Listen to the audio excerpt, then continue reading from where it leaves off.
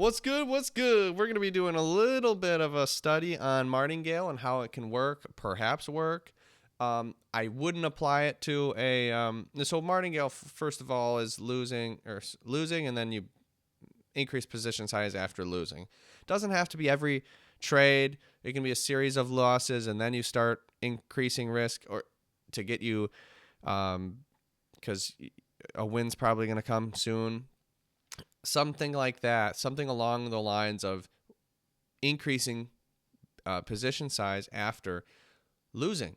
Now, I have a way of doing it that I want to show you. I don't know if it's going to be profitable or not. This is just a back test. But I want to show you that I'm applying it not to a 50-50 bet because it's exponential growth in the bet sizing. So I'm applying it to a risk reward of risking 1 to make 15. Very rare that these things happen, about 6.5% of the time. I have a way of tracking when these things actually take place. So there's not bias in this, but there's also not like the best trades in the world. You know, I'm not using supplier demand zones, which probably would work better than this. I'm using just based on price movement. How often does it create a 15R, basically, movement of price? And the math is this. So I want to show you how much would we make? Oh, that's 7R. Hold on. 15. How much would we make overall? And the edge here, if you can see that, it's negative 0.016. Okay, so in 2,300 trades, you lost 39R. I mean, 2,000 plus trades, you're only down 39R or even up 39R. It doesn't even matter. That is very, very break even. So I want to show you that that's the data we're working with. Break even data. Can we win with break even data using Martingale? So I want to show you that these yellow bars, anytime you see a yellow here, you win. Excuse me, you don't win. Sorry. I just want to make sure that this is going to be greater than or equal to 3.9. Yeah. Apply. All right. So anytime you see a green, you win. Anytime you see a green, you win. You win, you win, you win, you win, win. You win, you win, win. Oh, there's a big drought. Then you finally win a few. Big drought, win, win, big drought, win, win, win, win. So you see how it randomly happens. Sometimes there's seasons of a lot of movement of price like that, and trends work and win. But sometimes there's a big drought, like that one was a big drought. So I want to show you that those are the wins that we wait on.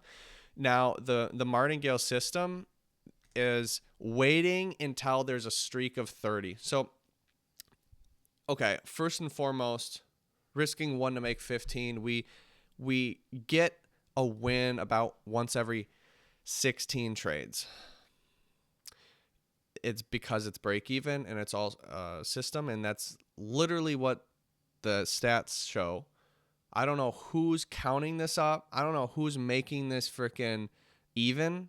I don't know who's behind it all, but I can tell you that the standard deviations is equivalent to the mean in terms of droughts here. Like how long until we get another trend? How long until we get another green? How long until we get another green? And I can tell you, on average, it's about 16. But one standard deviation is 16 as well. So it's very, very, very messy data. So that means you can think, oh, on average it's 16. So if it's gone 15 without a trend, I'm going to start playing this game. I'm going to start betting on a trend. The problem with that is because the standard deviation's so high, it could easily go to 32. Easily. And then one standard deviation is only 68% of the samples happen within that. So it's really, you have to go 2 standard deviations out. And then you get into how many trades are you actually taking to get your trend, to get your win. Way too many. I can tell you already, way too many. So it's very sloppy, okay?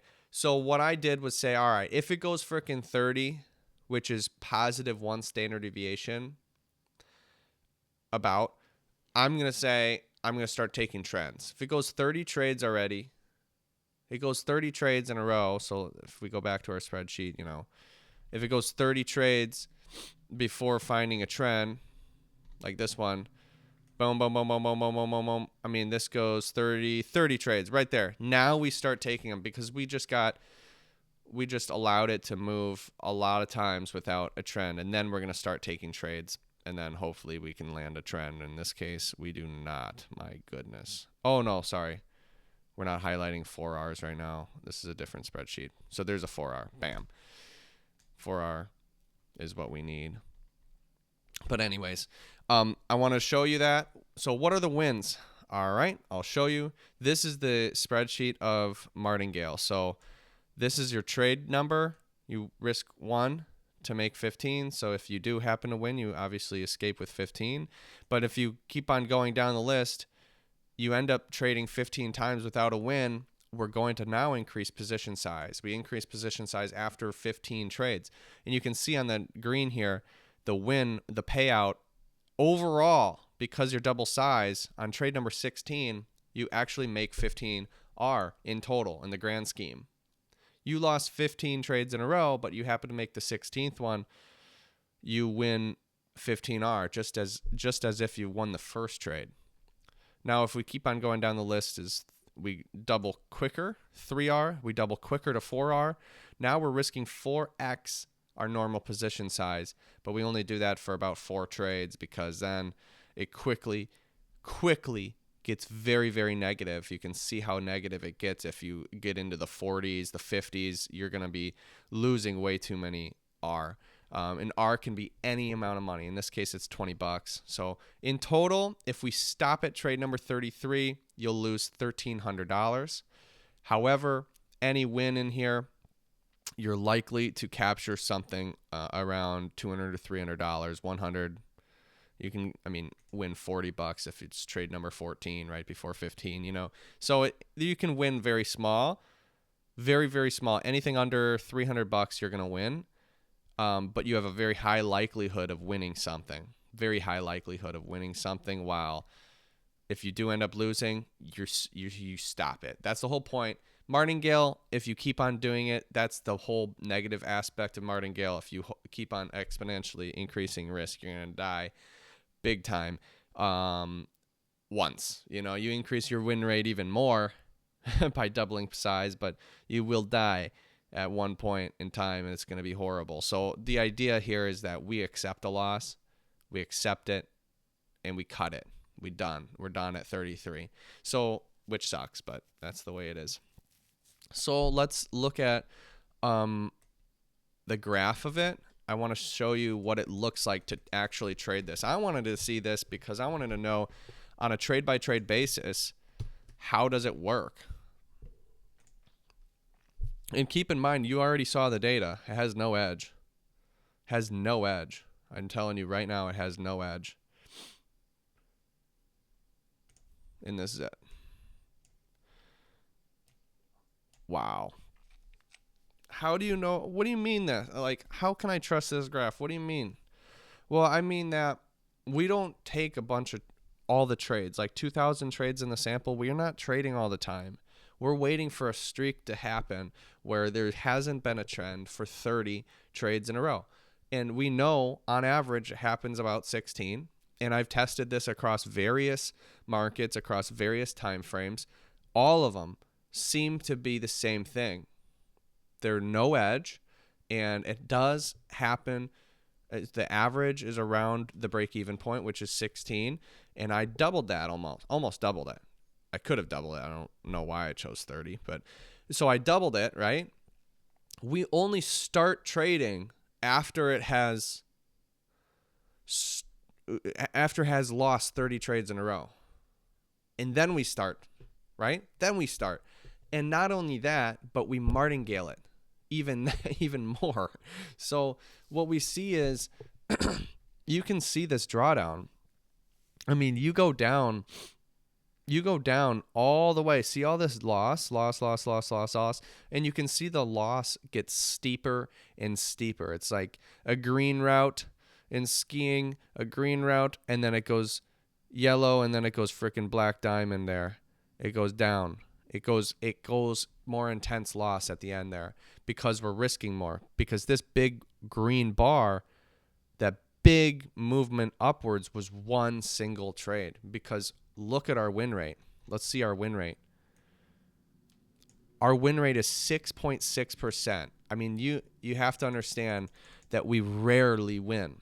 We rarely win. But when we do, we are making a lot more than our losses. We just happen to lose, win.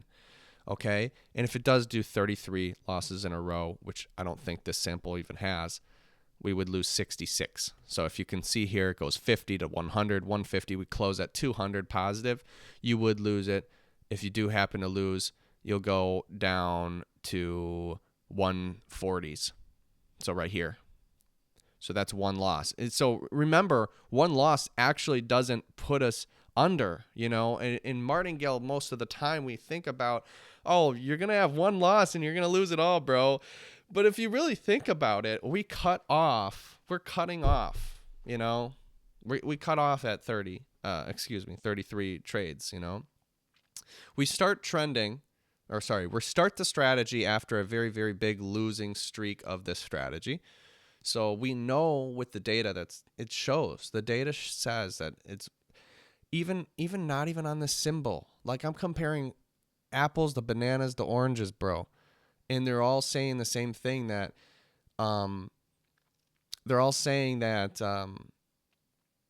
there's not really much edge in doing it all the time, but that's what I'm saying. If the average is break even, then let's wait until it goes average. Let's wait until it goes freaking positive 1 standard deviation away of just, I mean, you can even go further, 2 standard deviations away. You got to wait until this market doesn't trend until 60 times, and then you're going to start. It's very rare that happens. You're going to trade once every quarter. But still, you can probably make money doing that. That's the safest freaking way to do it. And martingale it to give yourself a runway of loss. You can go 90 freaking trades without a trend. I mean, that's so I don't think that's going to happen. I mean, I've tracked, there's a couple times that has happened. You can see here is 93. This one's 15s all day. There was FOMC, so I don't know if there's a lot of chop back and forth where there is not an actual significant movement and it goes too fast to trade anyway. So that's not good. These are the max streaks right here. You can see that 60 in the overnight, all day long with higher time frames. 75 we did once, 93. So it can go extreme. Remember, to have an average of 16 and a standard deviation about the same, you're going what that means is that there's some outliers in the mix. There's some random shite. So that's the whole point of just, I'm done. I get it. I get the stats, but at the same time, I'm not depending on it doing what I want it to do. I'm done at 33 trades. It didn't happen. I gave it my best shot. I mean, I got look at all these greens here. Any trade number, any win here, you're going to be okay. You got 32 trades of room for this thing to do 32 opportunities to get something. And if that's not the case, fine, you lose 66. So this is the graph of it. We don't happen to lose 66, but I told you it's a 6.6% chance. That's break even. 6.5% is break even. 6.58. I mean, this is break even, dude. That's what I'm saying. It's break even. It's a break even system. And this is not break even. This chart is not break even. That is what Martingale can do. That's Martingale. You know, what's the catch? I don't think there is one. I mean, we cut the trades. The Achilles heel of Martingale is that too much risk at the end there. and we cut it. We're done. You know, if this, look at this one. This one's getting close, right? 45 trades in. Excuse me. No, it's not. I got to look at how big of a streak that one's. 60. How many trades? My bad. 29 trades, dude. That means it went all the way down to 29 right here. And it happens to win. That means we only had 3 more trades left. So you can see the drawdown there on that first one. You can see the drawdown here. If this stopped, we would not have this big win because we would start over with small size. So you can see where the chart would be. You'd lose minus 50R, about 60R from here. Okay, so bring this down 60R if you happen to not win that trade in the next 4 trades. We happen to win. So I can understand, like, okay, let's just be unlucky for 4 more trades and it'll be all right. And you can see the graph more realistically. But still, it didn't happen. We did win. That's the data. It won. So